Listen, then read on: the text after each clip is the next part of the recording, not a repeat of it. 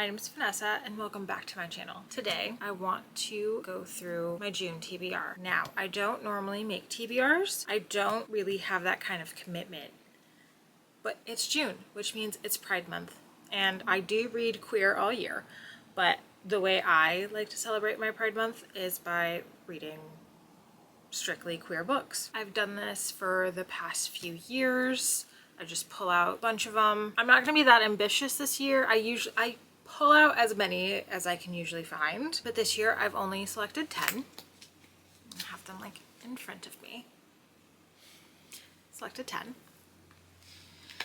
And these aren't the only books I expect to read. I do have a bunch from Kindle Unlimited, just waiting to go because I don't read physical books when I'm heading to work or at work. Let's get started. The first book on my pile, which I believe is going to be the first book that I read, is Here for the Wrong Reasons by Annabelle Paulson and Lydia Wang. It is about a dating show, and this is following two contestants who develop feelings for each other. I've said it before, I hauled this, but I love the idea of like bachelor contestants falling for each other, and I'm excited to see where this goes. The next book that I want to read this month, Mistakes Were Made by Meryl Wilsner.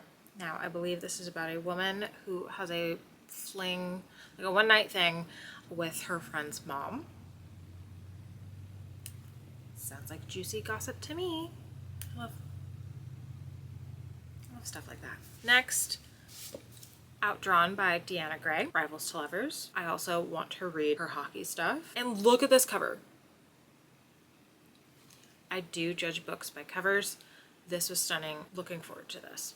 The Fiancé Farce by Alexandria Bellefleur. I've read Written in the Stars. Thought it was really fun, really cute. I love fake dating. I used to say I hated it, but I can't deny it anymore. I love fake dating, and this seems I've been putting this off for too long. So excited to get to this one. If I'm not reading Here for the Wrong Reasons, I'm reading The Fiancé Farce. I still have to decide. The next book I want to get to is The Witch and the Vampire by Francesca Flores. I think the cover is stunning. I never even heard about this before I picked it up. It is about two friends. One is a witch, one becomes a vampire. Shenanigans ensue. Probably not shenanigans, but at some point I actually thought I lost this, and I did tear through my apartment to find it. I think this will be really fun. Next, Six Times We Almost Kissed and the One Time We Did by Tess Sharp. I'm going into this blind. It sounded fun. High School by Tegan and Sarah. I didn't know this was made to show, and I was getting clips of it on TikTok, which made me instantly buy this. I have to get to this at some point this month.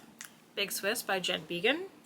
Firstly, I didn't know this was signed. Like 20 minutes ago I looked at it and I was just like, oh, that's fun.